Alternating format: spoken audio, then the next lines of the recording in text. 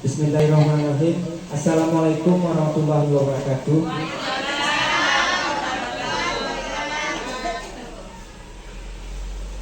Puji syukur kita panjatkan kepada Allah SWT yang mana pada siang hari ini kita masih diberi kesempatan dan juga kekuatan sehingga dapat berkumpul bersama di dalam ruangan IPTD SDN SD Negeri 2 Pasar ini dalam rangka kegiatan mendiseminasikan hasil dari modul 1.4 yaitu tentang budaya positif.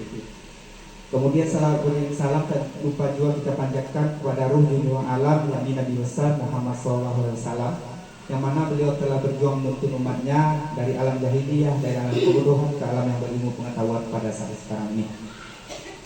Baiklah, sebelum kegiatan diseminasi ini kita lanjutkan kepada penyampaian materi.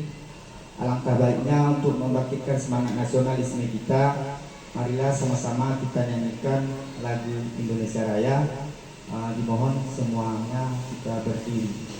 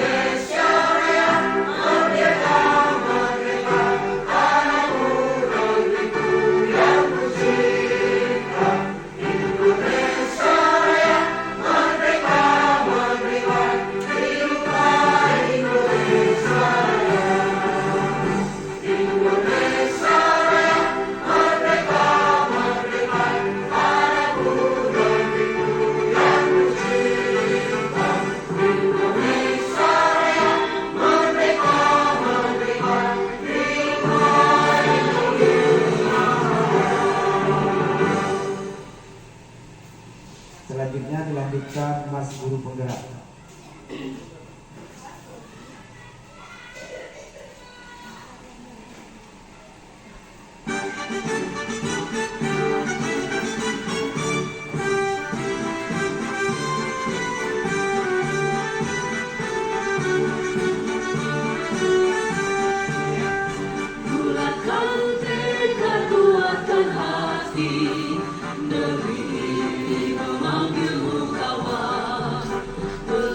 Bergerak berbagi untuk negeri, guru penggerak majukan pendidikan. Guru penggerak menghamba pada murid, kreatif rancang pembelajaran. Hargai potensi, tingkatkan prestasi, lahirkan profil pelajar Pancasila. Belajar bergerak berbagi untuk negeri, kita menjalin kolaborasi. Belajar bergerak berbagi untuk negeri, demi bakti pada Ibu Pertiwi.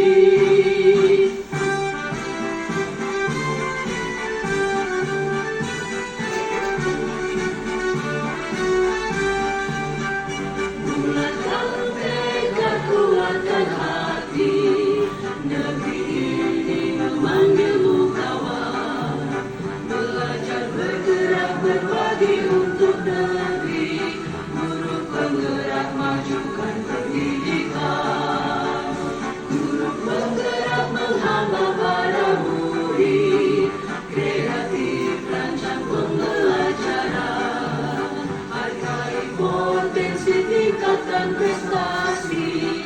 hadirkan profil pelajar Pancasila.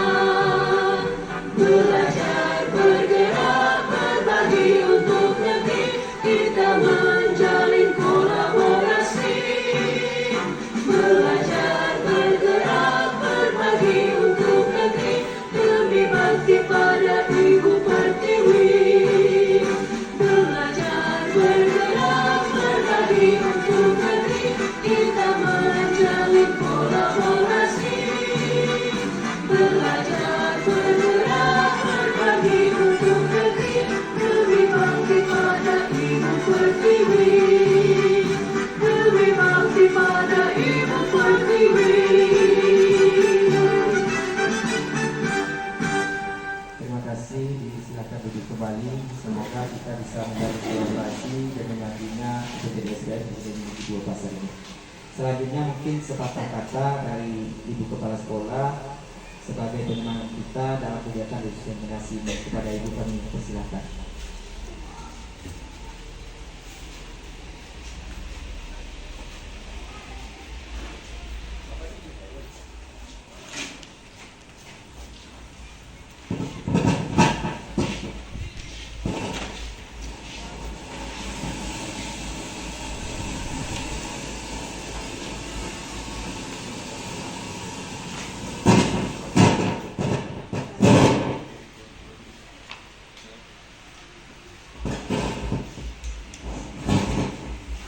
Assalamualaikum warahmatullahi wabarakatuh.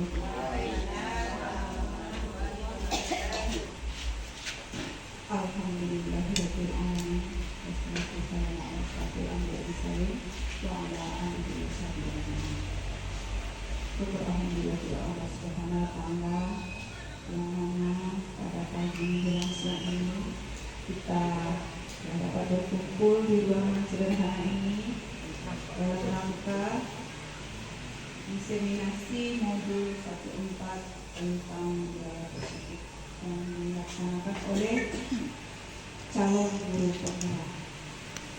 Telah beri salam kepada junjungan alam Nabi Muhammad SAW yang telah membawa kita dari alam kebodohan ke alam yang berindah. Yang saya hormati Bapak Ibu guru pengaji staf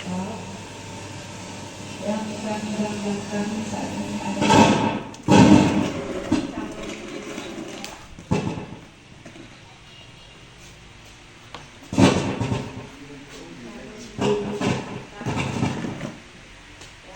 dari sekolah kita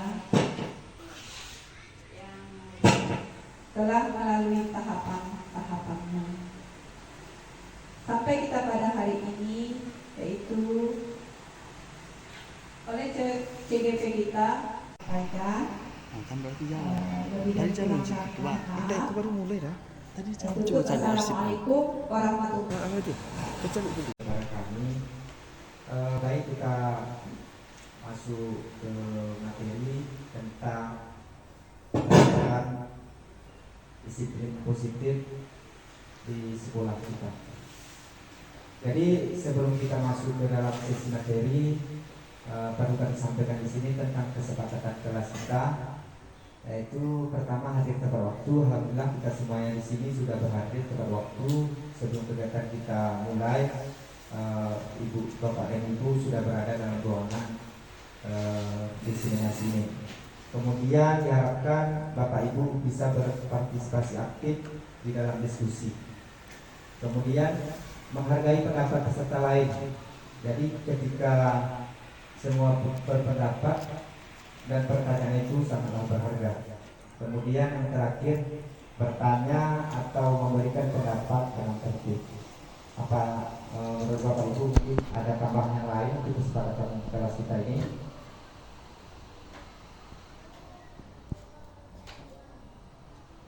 Apanya tidak ada, kita cukupkan. Kemudian agendanya di sini pembukaan tadi sudah kita buka. Kemudian di sini sesi.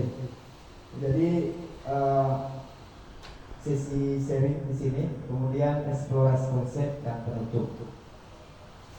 Jadi sebelum menelaah materi pada sesi ini, marilah kita merefleksikan pengalaman kita terkait penerapan disiplin di sekolah.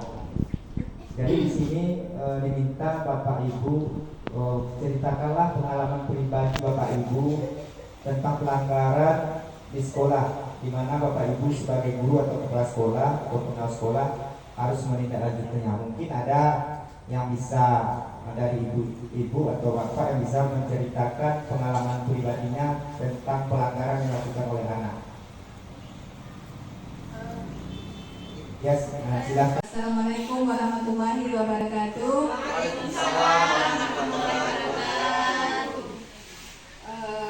Di sini saya sebagai guru, mungkin di sini saya bisa menceritakan pengalaman saya sebagai guru, sebagai wali kelas juga mungkin, dan sebagai guru piket tentang adanya pelanggaran peraturan sekolah yang dilakukan oleh siswa. Nah, ini sering terjadi. Pelanggaran tersebut ini biasanya banyak sekali. Contohnya saja datang terlambat, tidak memakai atribut, tidak mengerjakan PR dan lain sebagainya. Tetapi di sini saya fokuskan saja misalnya yang sering, yaitu datang terlambat. Karena kita mempunyai peraturan sekolah. Peraturan sekolah misalnya kita datang tepat waktu dan ditentukan jamnya.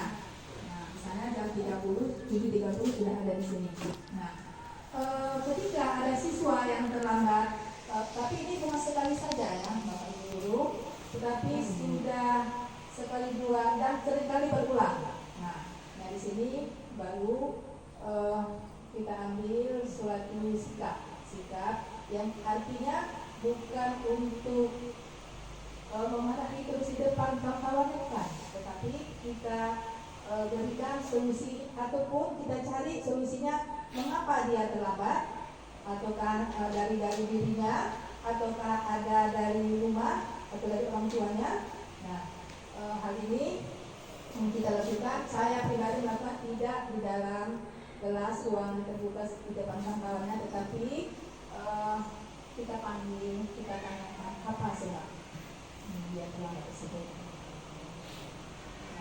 Nah, itu mungkin setelah itu nanti tindak lanjutnya mungkin ada setelah itu. Kita tanyakan apa, mengapa, mungkin kesalahannya itu karena lama bangun, setiap hari lama tidur. Nah, itu nanti setelah kita dapatkan pertanyaan yang kita tanyakan dari kepada anak, kita dapatkan jawabannya. Jadi kalau perlu kita panggil orang tuanya, mengapa bisa demikian. Nah, saya rasa seperti itu jawaban saya ataupun pengalaman saya tentang pelanggaran yang dilakukan oleh siswa. Terima kasih Ibu Fajrani, kita beri apusan untuk Ibu. Kemudian masih di sesi pertanyaan ini Ibu Fajrani. Jadi bagaimana reaksi siswa guru yang melakukan pelanggaran pada saat itu? Bagaimana perasaan siswa tersebut? Siswa dulu Pak ya. Nah, ketika siswa kita panggil, mungkin dia pasti ada rasa malu, walaupun itu kita secara pribadi. Kenapa? Karena kita sebelumnya kita sudah membuat kesepakatan disiplin, tentang disiplin di sekolah kita. Nah, jadi setelah kita beritahukan apa akibat, apa sanksinya, terus kita nasihati, kita carikan maksudnya bagaimana supaya dia itu tidak akan berlama lagi, ya kan? Nah, dia pun bisa sebenarnya anak-anak tersebut ketika kita kasih bimbingan, nasihat, insya Allah mereka itu akan mengikuti Pak dan tidak akan mengulangi lagi. Biasanya yang saya alami di dalam kelas saya di sekolah kita ini Pak. Demikian Pak. Terima kasih Ibu Fajrani.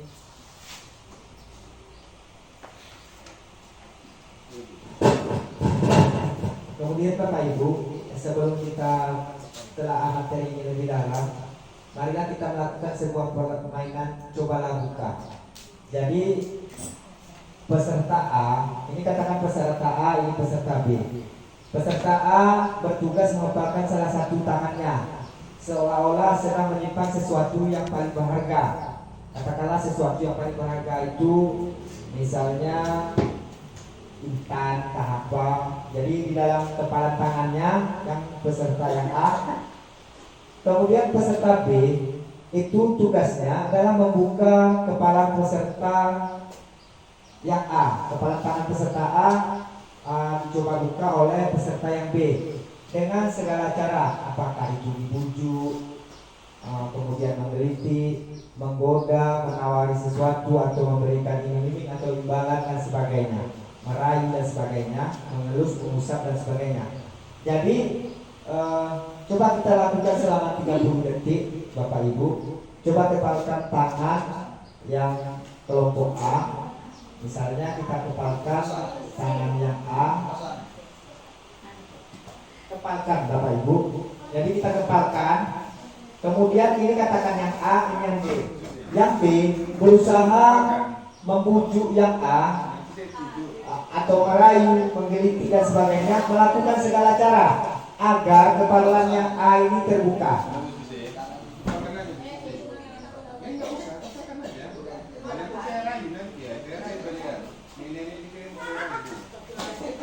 Sudah? Nah, sudah Bapak Ibu. Jadi kepalan tangannya ini yang A itu dibujuk oleh yang B, dirayu atau digeliti bagaimana caranya agar yang A terbuka. Jadi menurut Bapak Ibu berdasarkan permainan tadi, apa yang bisa kita simpulkan? Ya, coba Pak Ujang Arianto pakai mic atau bagaimana nih? Ya, biar jelas. Bisa tuh. Baik. Kesimpulan yang dari permainan kita pada pagi hari ini tadi yaitu mengenai tentang masalah mengontrol diri. Terima kasih. Ya, pesan untuk Pak Ujang. Iya, benar sekali. Itu adalah berkenaan dengan teori kontrol atau bagaimana cara kita mengontrol diri. Belum tentu yang A yang kita bujuk untuk dibuka terbuka. Jadi itu terkadang ada kontrol dari otak kita, kemudian perasaan kita, apakah yang terbuka itu A atau yang B atau sebaliknya. Baik Bapak Ibu, kita lanjutkan. Sebelum kita lanjut ke materinya lagi, marilah kita tonton video inspirasi berikut.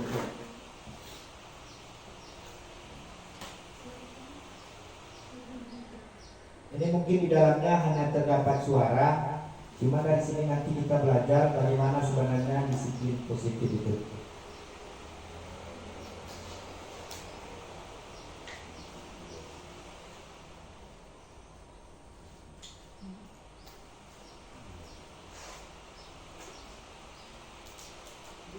Oke Bapak Ibu, kita simak dulu sejenak videonya. Selamat datang di podcast Disiplin Positif bersama Irfan Amali, praktisi pendidikan, penulis, dan pengembang media kreatif.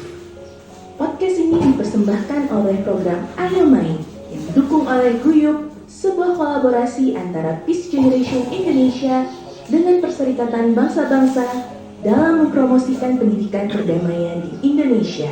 Pada sesi pertama, Irfan Amali akan menjelaskan tentang apa itu disiplin positif. Selamat mendengarkan. Saya pernah melihat 3 orang anak sekolah masih lengkap dengan seragamnya naik motor boncengan bertiga tanpa helm. Alasannya, tidak ada polisi, tidak ada yang mengawasi. Itulah salah satu fenomena dalam dunia pendidikan kita, di mana ternyata kedisiplinan masih harus ditegakkan kalau ada pengawasan. Dan itu menjadi problem kita semua dan menjadi pertanyaan besar. Apa sebetulnya disiplin? Dan jika Anda concern pada masalah ini, maka Anda ada di channel yang tepat bersama saya Irfan Amali dalam serial podcast Disiplin Positif.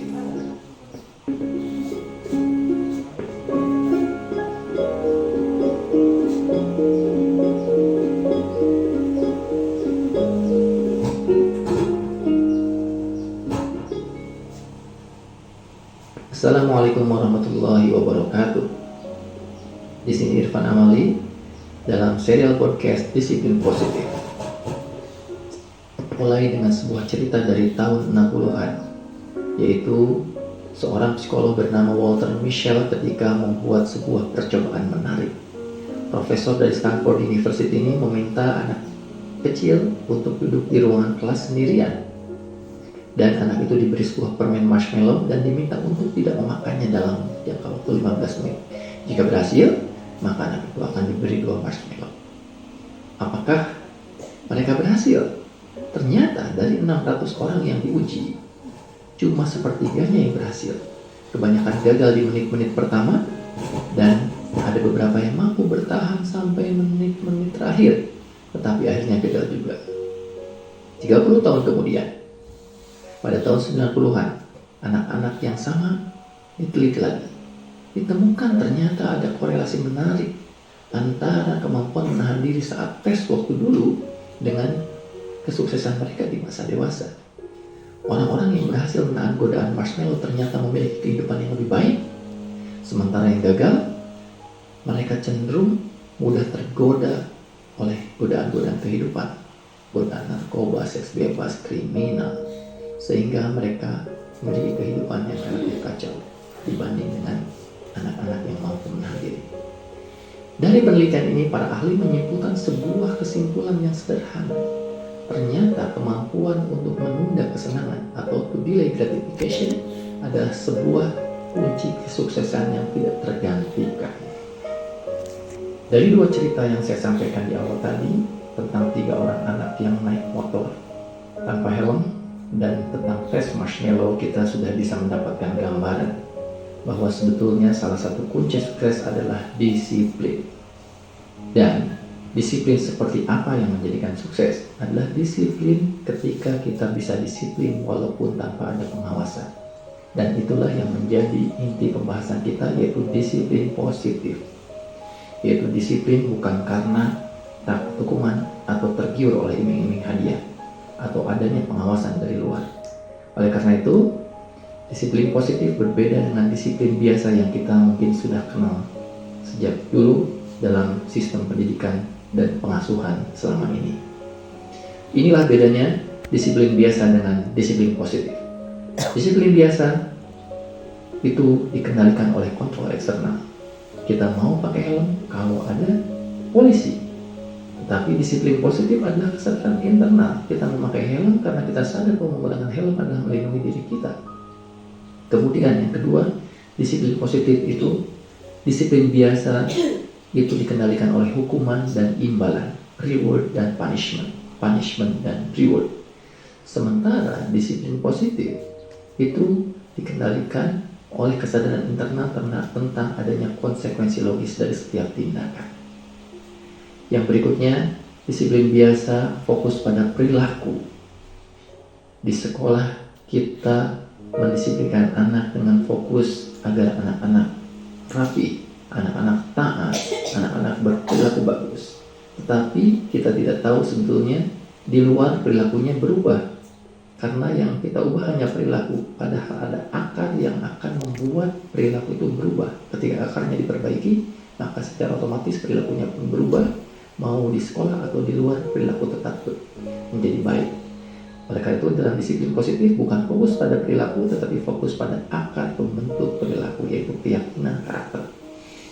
Kemudian disiplin biasa, peraturan dibuat oleh yang berkuasa, yang punya otoritas. Sementara dalam disiplin positif, peraturan dibuat bersama sehingga anak-anak memiliki ownership, kepemilikan terhadap peraturan. Ketika mereka melanggar peraturan, mereka tidak sedang melanggar peraturan yang dibuat oleh orang lain, tetapi sedang melanggar pada komitmen diri sendiri. Kemudian disiplin biasa juga ketaatan jangka pendek. Ketika mereka keluar dari sekolah, mereka kembali menjadi anak yang tidak disiplin. Sementara dalam disiplin positif, kesadaran jangka panjang yang ditumbuhkan di sekolah adalah menumbuhkan bibit-bibit kedisiplinan. Oke, kita dengarkan pengertian disiplin biasa.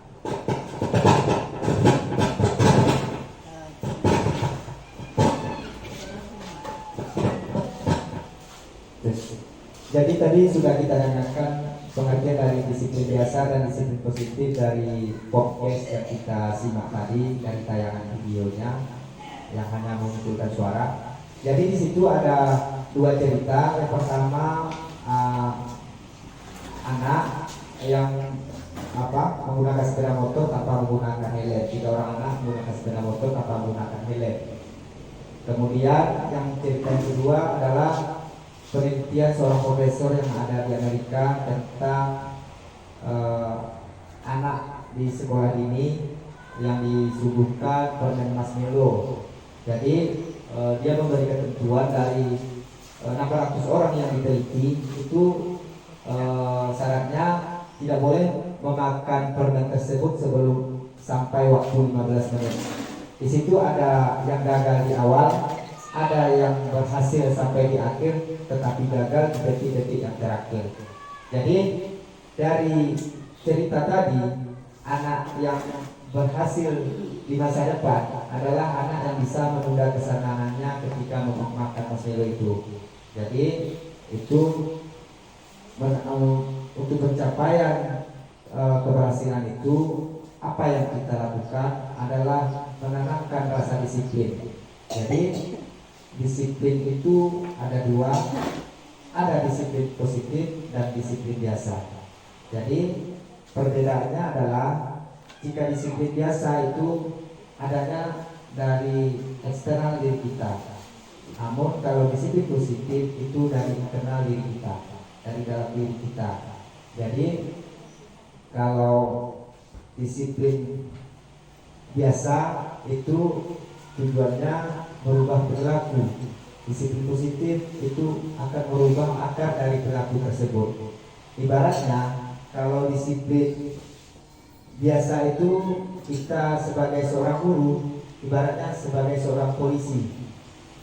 Kemudian kalau disiplin positif yang kita angkat, ibaratnya kita sebagai seorang detektif atau pengacara, akan mencari tahu apa akar permasalahannya sebelum mengambil keputusan atau tindakan.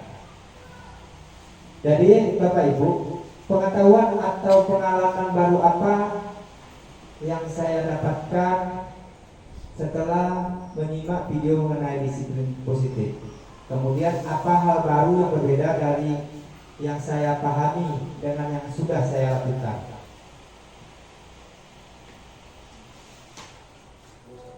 Ya, coba Pak Ujang.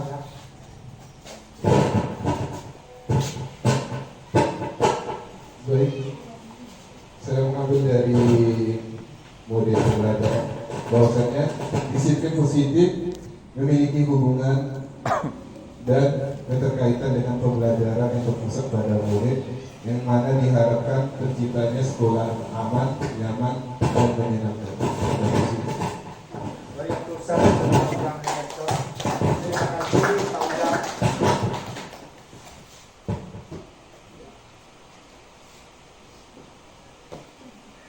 Jadi pada akhir sesi ini Bapak Ibu akan memahami tentang dasar disiplin, kemudian dasar manusia, kemudian keyakinan kelas, yang keempat 5 posisi kontrol, dan yang terakhir kita akan belajar tentang segitiga restitusi.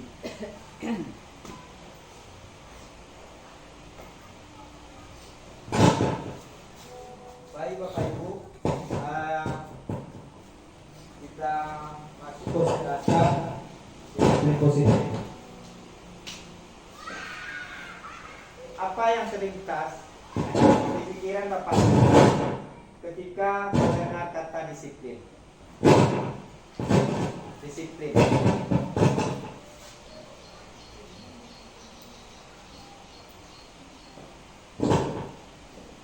Ya, Ibu Sapriani mungkin ada apa yang terlintas ketika mendengar kata disiplin? Arti disiplin itu Bapak Ibu kira-kira apa yang sudah kita terapkan di sekolah, di dalam kelas, di dalam keseharian kita? Kita mengenal disiplin. Kira-kira apa makna disiplin itu? Bu Rusmia? Disiplin artinya apa? Peraturan Ya. tentang tata tertib.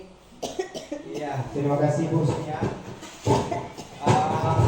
Jawaban Ibu Rusmia tadi adalah mematuhi peraturan atau taat terhadap tata tertib. Jadi konsep dari disiplin adalah segala sesuatu yang dilakukan seseorang pada orang lain untuk mendapatkan kepatuhan.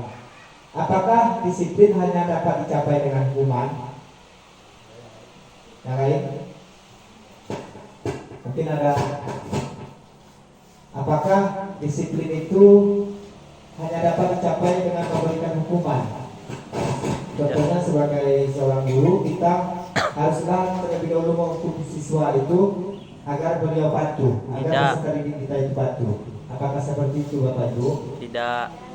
Ya, tidak. Jadi sepakat tidak. Jadi disiplin itu tidak hanya bisa dicapai dengan memberikan hukuman.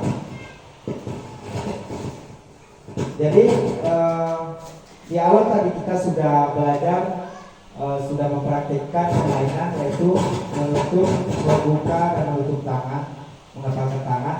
Itu ada stimulus respon. Jadi di situ stimulus responnya pertama berdasarkan realitas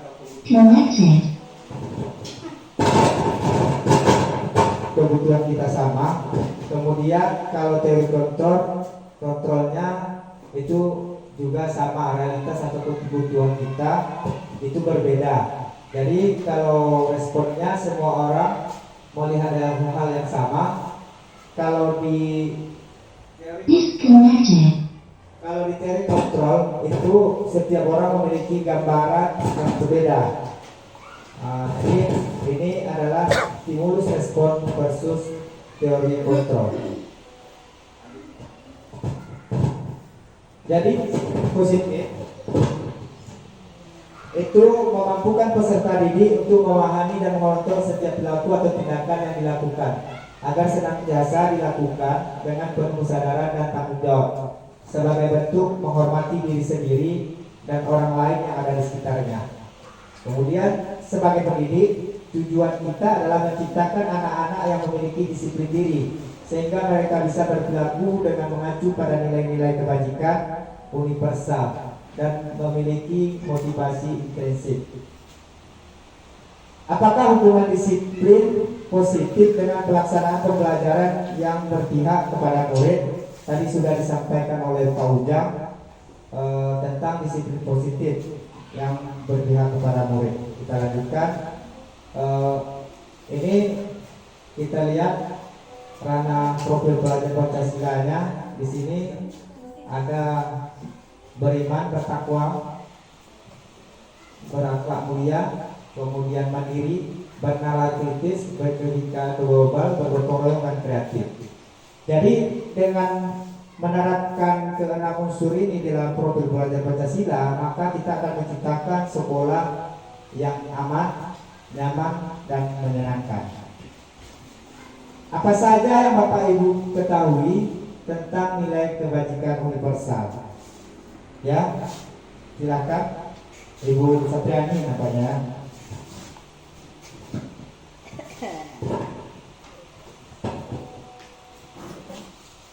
Tentang nilai-nilai kebajikan universal itu yang kami ketahui meliputi hal seperti keadilan, kemudian tanggung jawab, kejujuran, bersyukur, kemudian tulus hati, berprinsip, kemudian integritas, kasih sayang, rajin, komitmen, dan percaya diri, kemudian lagi kesabaran, dan masih banyak yang lainnya lagi.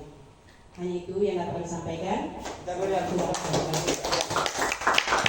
Terima kasih Bu Satriani. Jadi nilai-nilai kebajikan universal itu banyak. Jadi yang disampaikan Ibu Satriani itu secara umum. Kemudian kini di sini kita belajar tentang 7 esensial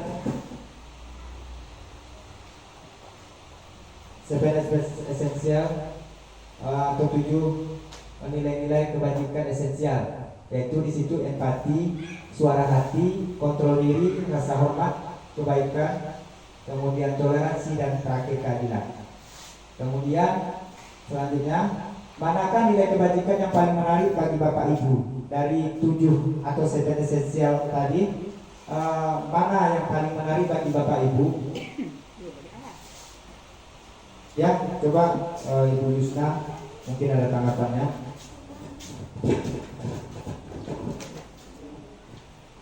Yang menarik di antara 7, yang pertama kita ambil dari empati. Ya, empati di sini ditanamkan rasa kepedulian dan sosial yang tinggi, lebih peduli terhadap tanggung jawab dan orang lain. Terima kasih.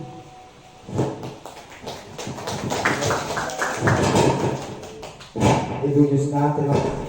Jadi kita sepakat tadi yang paling kita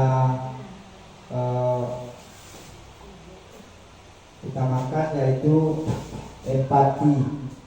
Jadi nilai kebajikan yang paling menarik bagi Yusna tadi mungkin sama sependapat dengan kita semua, yaitu empati. Karena di dalam terdapat rasa kepedulian dan rasa sosial yang tinggi dengan mengutamakan tanggung bagi diri sendiri dan juga kepada orang lain. Adakah persamaan atau perbedaan nilai tersebut dengan nilai prinsip yang ada di sekolah Bapak Ibu? Jawabannya tentu saja ada. Lanjut, bagaimana nilai-nilai tersebut dapat dipahami dan diterapkan oleh peserta didik dalam kehidupan sehari-hari?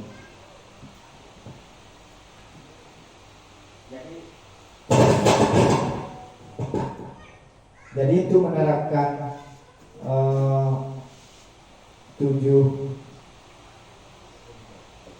nilai kebajikan tadi, kita sebagai seorang pendidik haruslah memperhatikan karakteristik dari peserta didik kita. Jadi seperti itu caranya. Kemudian kita lanjut tentang teori motivasi, hukuman dan restitusi. Segitiga restitusi di sini. Yang pertama, untuk menghindari ketidaknyamanan atau hukuman. Yang kedua, untuk mendapatkan imbalan atau penghargaan.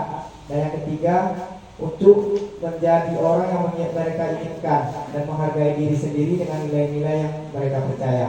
Di sini tentang disiplin positif. Kemudian motivasi intrinsik akan berdampak pada jangka panjang, kemudian tidak dipengaruhi oleh hukuman ataupun hadiah. Jadi tidak berkaitan dengan reward dan punishment. Jadi dari ketiga motivasi tadi, manakah yang paling banyak mendasari perilaku murid-murid Bapak Ibu di sekolah? Jadi dari 3 ini kira-kira yang mana lebih menonjol jika di UPTD SPSD Negeri 2 Pasar ini, Bapak Ibu? Menurut Bapak Ibu, yang mana yang paling menonjol? Apakah untuk menghindari ketidaknyamanan atau hukuman, maka peserta didik kita di sini atau anak didik kita di sini mereka bersikap positif, kemudian disiplin, terlihat disiplin. Kemudian apakah mereka terlihat bersikap disiplin itu karena untuk mendapatkan imbalan ataupun penghargaan, karena mereka ingin dihargai, atau yang ketiga untuk menjadi orang yang mereka inginkan, kemudian menghargai diri mereka sendiri dengan nilai-nilai yang mereka percaya. Nah, ini kaitannya dengan nilai kebajikan tadi. Atau di sini terkandung di dalamnya disiplin positif. Kira-kira di sekolah kita ini, Bapak Ibu, yang mana dari ketiga itu yang paling menonjol kalau kita melihat karakteristik peserta didik kita?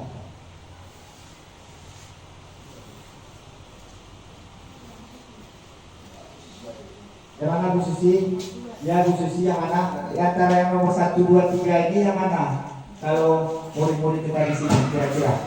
Kalau untuk kelas rendah Pak nomor 2. Iya, Ibu Lela menjawab kalau untuk kelas rendah itu kelas 2. Jadi mereka bersikap disiplin itu, mereka berharap untuk mendapatkan imbalan ataupun mendapatkan penghargaan. Nah, penghargaan itu dari gurunya, imbalan itu mungkin dari guru dan orang tuanya. Begitu ya kalau di kelas rendah kita di sini. Jadi Bapak Ibu sebaiknya murid-murid kita nanti ke depannya setelah kita belajar tentang disiplin positif ini, kita harapkan murid kita menjadi yang nomor 3 ini, karena di dalamnya terdapat disiplin positifnya. Mereka menjadi orang yang mereka inginkan sendiri, kemudian juga menghargai dirinya, selain itu juga menghargai orang lain, juga gurunya, kemudian dengan nilai-nilai yang mereka percaya. Jadi nilai-nilai yang disampaikan, dikatakan di sini adalah nilai-nilai kebajikan yang tadi. Jadi untuk sesi ini saya limpahkan ke Pak Rudi, karena kami di sini ditugaskan untuk berkolaborasi kepada Pak Rudi. Kami silakan. Cukup sekian dari saya. Assalamualaikum warahmatullahi wabarakatuh.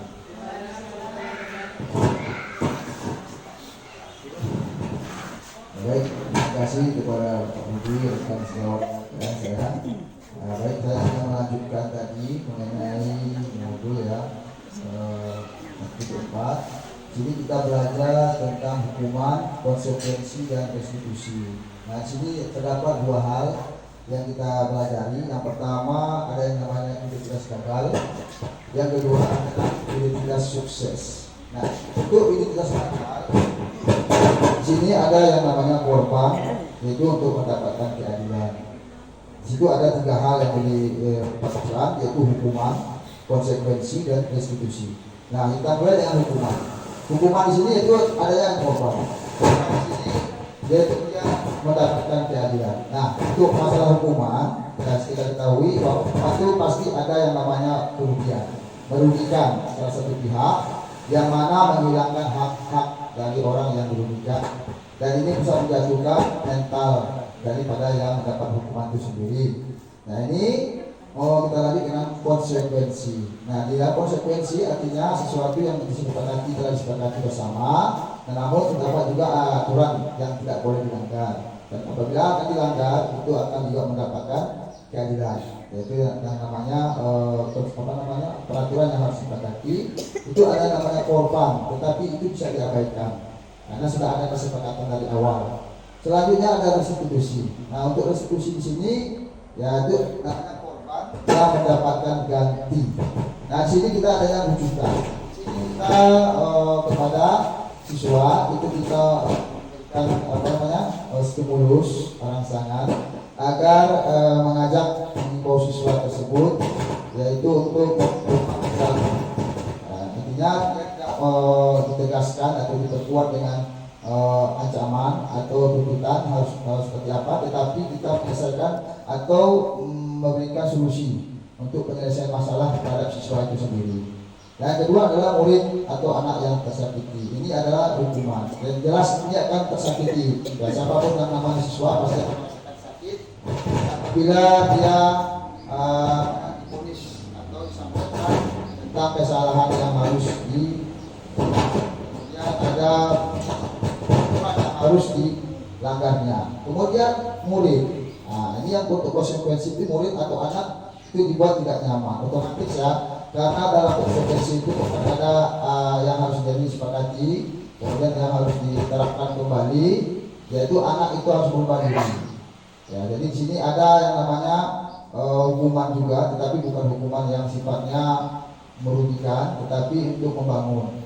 Kemudian ada restitusi, dan dari restitusi itu murid akan mendapatkan penguatan, karena kita memberikan pengalaman-pengalaman. Itu memecahkan masalah yang ada pada siswa. Nah, seperti kasus-kasus yang dialami oleh siswa, dan juga memberikan solusi kepada siswa itu untuk menyelesaikan persoalan yang ada pada diri sendiri. Selanjutnya adalah sistem tidak akan berjalan bila murid tidak takut itu dihukuman. Otomatis ya, sistemnya tidak akan berjalan. Apapun yang kita sampaikan ataupun yang kita berikan kepada murid itu akan menjadi semacam akan membuat murid itu akan menjadi lemah atau tidak mampu untuk melakukan apa yang kita inginkan. Selanjutnya memerlukan monitoring dan supervisi guru, itu adalah konsekuensi. Dan murid belajar bertanggung jawab untuk perilakunya, itu adalah restitusi. Jadi kemarin setelah kita berikan dia stimulus tadi atau kita berikan dia pemecahkan masalah tadi, dia akan belajar untuk memperbaiki perilaku. Oke. Selanjutnya adalah hukuman atau konsekuensi yang kita tadi sudah pelajari sedikit. Nah, untuk hukuman atau konsekuensi tadi adalah pertama mengganti. mengganti atau menghapus teman yang dihilangkan itu adalah bentuk hukuman atau konsekuensi. Jadi ada pertanyaannya. Yang pertama, mengganti atau menghapus teman yang dihilangkan. Apakah terdapat seperti untuk hukuman atau konsekuensi? Nah, ini yang ditanyakan kepada Bapak Ibu. Kira apa? Hukuman atau konsekuensi? Untuk memberikan jawabannya. Mengganti atau menghapus teman yang dihilangkan. Mengganti menghapus teman yang dihilangkan. Nah, ini termasuk apa? Hukuman atau konsekuensi? Kira-kira bagaimana? Bisa jawabannya. Konsekuensi. Nah, ya, kenapa dikatakan konsekuensi? Ya, karena dia sudah mengganti kembali apa yang diperbuat yang salah, ya, untuk menyelesaikan dengan cara mengganti. Ini pertanyaan kedua ya. Ibu, berdiri di tengah lapangan upacara karena datang terlambat ke sekolah. Itu bentuk apa? Apakah hukuman juga atau konsekuensi? Hukuman ya, ya, hukuman atau itu hukuman. Ya, kenapa kita katakan dia hukuman? Karena di sini anak itu mengalami sebab akibat, ya, yang timbulkannya dan dia mendapatkan sanksi atau hukuman tadi, yaitu berdiri di tengah lapangan. Itu bentuk hukuman. Bagus ya. Sudah terjawab. Yang kedua, yang ketiga, soal yang berikutnya, merapikan sapu dan alat pel yang jatuh karena tersenggol saat berlari di jam istirahat. Apa kira-kira jawabannya? Ibu? Siapa ya? Abu Freddy. Kira-kira jawabannya apa? Bu Satrian ya. Silakan jawab. Yang ketiga, merapikan sapu dan alat pel yang jatuh karena saat berlari tidak bisa. Apa jawabannya? Merapikan. Yang ketiga, merapikan sapu dan alat pel yang jatuh karena tersenggol saat berlari tidak bisa. Apakah dia termasuk hukuman atau konsekuensi? Konsekuensi juga ya, ya, karena dia tidak tersakiti dalam ini ya, karena dia akan menggantikan kembali sapu tersebut dengan sukarela. Kita masuk yang keempat, mencatat 200 kali kalimat saya minta maaf karena berkelahi dengan teman. Ini ada yang katanya hukum apa? Mencatat 200 kali. Itu hukuman. Sama-sama ya. Itu hukuman. Yaitu kenapa? Itu sudah merupakan bentuk memberikan suatu fisik kepada siswa itu untuk mengerjakan hal yang mungkin di luar daripada kemampuan kita. Kemudian yang kelima, membersihkan WC sekolah karena tidak mengumpulkan tugas. Hukuman membersihkan WC ya, kita sama sepakat memberikan membersihkan WC sekolah karena tidak mengumpulkan tugas, itu dalam hukuman. Oke, semuanya Bapak, saya rasa Bapak Ibu sudah mengetahui apa itu yang dikatakan hukuman atau konsekuensi. Nah, di sini ada penghargaan, bisa jadi dari bentuk lain dari hukuman. Oke, kita lihat secara reward atau yang dihukum oleh penghargaan. Nah, kita tahu bahasanya hukuman bentuk konvensional daripada pelanggaran. Di sini pelanggaran yang adalah biasanya bentuk hukuman. Ya, diberikan itu adalah yang namanya disiplin negatif. Jadi perilaku negatif itu termasuk pada hukuman. Nah, ini sudah berlaku lama ya. Yang biasa kita terapkan di sekolah pada dulunya. Nah, kita mengajarkan anak untuk menerima risiko dari apa yang dikerjakan, apa yang dilakukan. Ya. Tetapi pada saat ini ya kita lihat bentuk lain daripada hukuman, bentuk sanksi itu bisa dikatakan kepada penghargaan. Nah, kita akan menuju kepada hal yang lebih baik, yaitu seperti penghargaan. Kenapa hal itu lebih baik dikatakan penghargaan? Karena ini memberikan perilaku positif kepada mengajarkan hal-hal positif. Nah, kenapa kita namakan penghargaan itu bisa menimbulkan? Tetapi dalam hal ini ada dampak akibat kalau kita berikan penghargaan kepada siswa. Itu salah satu contoh, misalnya kita di kelas ada anak yang tidak bagus dalam mengerjakan tugas, kemudian kita memberikan apresiasi atau penghargaan reward kepada siswa tersebut dan memberikan hadiah. bisa dimasuki bulan pula atau permen, atau kadang kita berikan buku pelajaran, buku catatan dan sebagainya yang bisa dimanfaatkan oleh siswa, itu sebetulnya baik ya. Tapi ini bisa menimbulkan persaingan. Kenapa? Karena dalam ini anak-anak pasti akan mencapai tujuan untuk mendapatkan hadiah atau imbalan tersebut. Jadi ini bisa mengakibatkan persaingan dalam kelas tersebut, dan ini bisa mengakibatkan perilaku itu bisa berubah. Artinya ada anak yang merasa dirinya segan, malu atau minder, sementara anak yang lainnya berusaha untuk mencapai hasil yang tujuan yang baik yang diinginkan. Kemudian dalam punishment itu penghargaan itu bisa menghukum bagi yang tidak mendapatkan. Yang tadi saya bilang tadi, bahwasanya apabila tidak tercapai keinginan siswa tersebut, dia akan merasa itu seperti bentuk hukuman bagi dirinya, karena dia merasa malu terhadap kawan-kawannya. Kemudian mematikan kreativitas. Itu reward atau penghargaan juga dapat mematikan kreativitas siswa itu sendiri. Kenapa? Kenapa Bapak Ibu kira-kira bisa mematikan siswa? Ya, jawabannya adalah karena anak-anak yang tadi sudah artinya mempunyai bakat, potensi yang ada pada dirinya itu akan terhambat, akan tidak dapat muncul untuk mewujudkan dari potensi dan bakatnya tadi karena akibat persaingan. Artinya punya persaingan. Jadi akan mematikan kreativitas siswa itu sendiri. Siswa akan menjadi menjadi orang yang tidak aktif, kemudian tidak produktif dalam menghasilkan sesuatu hal. Selanjutnya adalah menurunkan ketepatan. Nah, dalam hal ini penghargaan juga akan menurunkan ketepatan, karena tujuan fungsinya adalah untuk supaya tujuan proses pelajaran itu akan tercapai, tetapi di sini akan terjadi ketimpangan. Jadi ada sebagian siswa itu yang akan nampak kebaikan atau peningkatan prestasi, sisa yang lain adalah siswa yang cenderung malas, yang akan menunjukkan egoisme pada dirinya sehingga akan tidak acuh. Nah, karena teman-teman yang lain itu sudah mempunyai prestasinya. Oke, selanjutnya itu. Bagaimana sifatnya reaksi kita apabila murid melakukan kesalahan? Nah, ini kita tanya-tanya.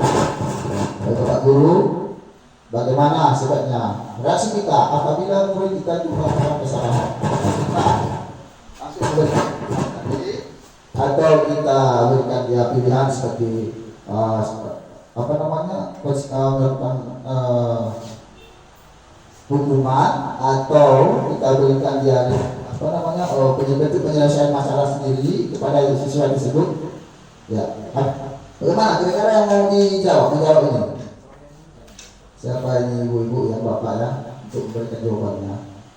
Apabila mau reaksi kita ya, apabila murid itu melakukan kesalahan, kita langsung bagaimana? Apa kita lakukan? Yang mana guys?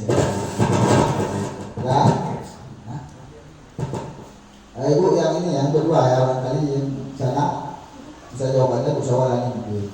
Ada yang bisa menjawab. Nah, bukan itu pengalaman ya, untuk kita sama-sama untuk mencapai. Boleh silakan sampaikan Ibu. Bagaimana sebenarnya reaksi kita ya apabila murid melakukan kesalahan? Kita marah, emosi, bagaimana? Atau kita panggil siswa tersebut, langsung kita sampaikan, ya Bu? Dipanggil, ditanya. Oh. Apa kesalahannya?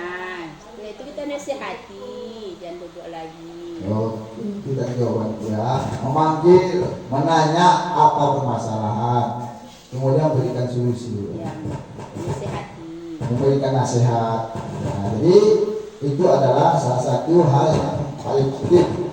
Berarti kita menanya dulu, mau mempelajari kesalahannya apa, kira-kira di tempatnya itu apa, kemudian memberikan nasihat atau pengalaman diri kita untuk mengajarkan yang baik kepada siswa tersebut agar dia kembali ke perilaku seperti hal sebagainya. Nah, ini kita lihat itu sebagai bentuk daripada restitusi. Oke, mari kita lihat tentang restitusi di sini.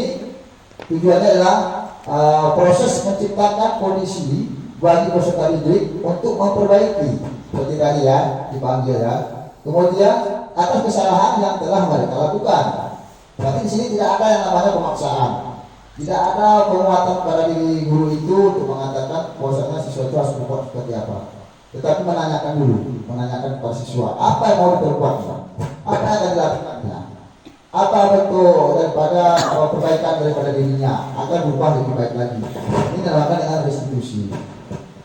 Guru mengajak murid untuk berefleksi tentang tindakan yang telah dilakukan untuk memperbaiki sehingga ia menjadi pribadi yang lebih baik dan menghargai dirinya sendiri. Gitu. Nah, di sini restitusi ada beberapa hal. Pertama, tujuan daripada restitusi itu bukan untuk menebus kesalahan, tapi untuk belajar dari kesalahan. Jadi kita tidak memaksakan ya bahwa murid itu harus melakukan sesuatu hal yang sebenarnya agar dia bertanggung jawab dengan memberikan sanksi dan hukuman. Kemudian memperbaiki hubungan. Kemudian adalah tawaran, bukan paksaan. Jadi kita berkolaborasi dengan siswa. Jadi kita tidak boleh mengatakan siswa itu harus siap menerima sanksi. Kemudian menuntut. Jadi di sini sifat guru itu adalah menuntut, mengkoordinasikan siswa untuk melihat apa yang ingin siswa itu inginkan, apa yang ingin capainya, itu menuntut, memperbaiki dari kesalahan. Kemudian cara yang paling baik fokus pada karakter, kemudian mempakdan.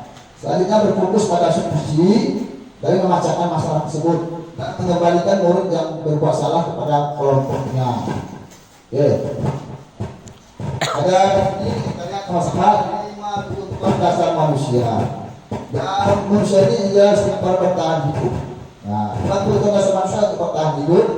Yang pertama ada penguasaan, kemudian kasih sayang dan rasa terima, terus ada kebebasan, kemudian kesenangan dan ada 5 tadi ya. Oke, penguasaan, kasih sayang, rasa terima, kebebasan, kesenangan dan penguasaan. Manusia itu senantiasa berusaha untuk memenuhi kebutuhan dasar. Apabila tidak berhasil diperoleh melalui cara yang positif, maka mungkin dengan cara apakah melanggar aturan. Maka sebagai guru kita perlu memahami kebutuhan dasar murid. Dalam dunia berkualitas terdapat tempat khusus dalam pikiran seseorang yang menyimpan gambaran hal-hal yang diinginkan, hal-hal yang terbaik yang membuat seseorang merasa bahagia dan terpenuhi kebutuhan dasarnya. Yaitu di sebelah kanan itu ada orang-orang yang terdiri atas orang-orang, ada nilai-nilai, ada karakter di dalamnya, terus pencapaian daripada tujuan dan proses tersebut, kemudian ada pekerjaan dan seterusnya. Baik. Ini kita masuk ke keyakinan kelas ya, Bapak Ibu. Mengapa keyakinan kelas, tetapi bukan peraturan kelas? Ini ada dua pertanyaan ya, yang penting. Kenapa kita terapkan ini adalah bukan keyakinan kelas, tetapi bukan peraturan kelas? Apa perbedaannya? Apa yang dikatakan keyakinan kelas dan juga apa yang dikatakan dengan peraturan kelas? Kira-kira Ibu setuju sinar, biar semangat ya, kira-kira masuk. Berikan jawabannya sedikit. Oke, baik Bapak Ibu. Ini kita sudah soal berdiskusi. Nah, sekedar mudah-mudahan menyampaikan tentang apa yang diketahui masing-masing. Oke, nah, kita menceritakan tentang contoh keyakinan kelas. Nah, contoh keyakinan kelas itu ada ya seperti ini. Setiap anggota kelas perlu untuk belajar. Ini kita buat contoh keyakinan kelas tersebut. Kemudian setiap anggota kelas perlu senang. Ini yang dibuat oleh siswa-siswa kita ya. Kemudian setiap anggota kelas perlu saling menghargai. Kemudian setiap anggota kelas perlu merasa aman. Jadi ini contoh kesepakatan di kelas yang telah dibuat. Kira-kira ya ini ada yang termasuk dalam yang kita buat juga, kita laksanakan. Kemudian senantiasa menjadi diri terbaik, senantiasa menghargai orang lain, selalu bersikap positif dan berkomitmen terhadap setiap tugas. Nah,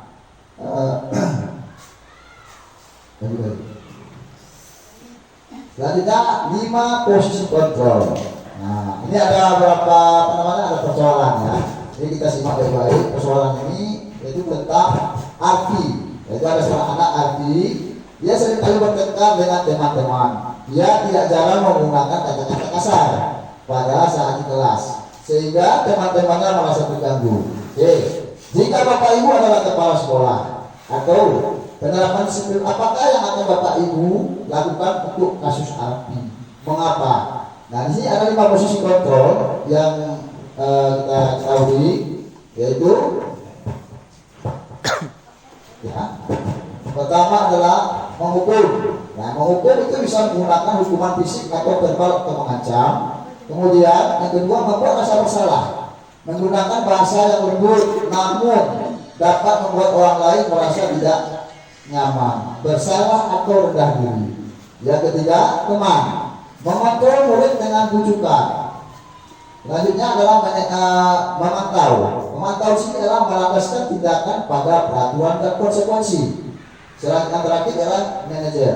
Dalam posisi manajer sini mempersilahkan murid mempertanggungjawabkan perilaku, mendukung murid untuk menemukan solusi atas permasalahan sendiri. Nah, kira-kira pertanyaan tadi. Oke. Kira-kira pertanyaan tadi, Bapak Ibu, posisi apakah yang kita inginkan? Dari 5 posisi kontrol tadi, siapa yang kita inginkan? Ya, kita sepakat aja ya. Yang terbaik itu adalah posisi manajer. Kenapa posisi manajer sini? Karena dia mengubah atas apa yang dilakukan, kemudian sepakat berkolaborasi, kemudian memberikan pengalaman-pengalaman untuk memperbaiki diri siswa. Selanjutnya segitiga institusi, yaitu ada 3 hal dalam segitiga institusi. Yang pertama, validasi menstabilkan identitas, validasi tindakan yang salah, menanyakan keyakinan. Oke. Dalam menerapkan disiplin positif, guru hendaknya mampu merefleksikan posisi kontrol saat ini. Bagaimana ia berproses menjadi seorang mengajar, ya, yang menuntun peserta didik untuk menjadi mandiri, merdeka dan bertanggung jawab. Kesimpulannya, disiplin positif guru berproses sebagai pemantau manajer yang dasari nilai kebajikan universal, bukan ancaman ataupun hukuman. Restitusi fokus pada solusi. Jadi yang lebih kita utamakan di sini adalah tentang ya manajer ya, Bapak Ibu sekalian. Terima kasih. Di sini kita akan nanti melaksanakan kegiatan. Mari itu berfoto bersama ya, Bapak Ibu sekalian, dengan sesama CDP dan rekan kerja ya, rekan sejawat di sini. Oke, saya sekian saja ya dari tadi pemaparan kami berdua. Saya dengan Bapak Rudi Martin. Terima kasih saya ucapkan atas perhatiannya. Assalamualaikum warahmatullahi wabarakatuh.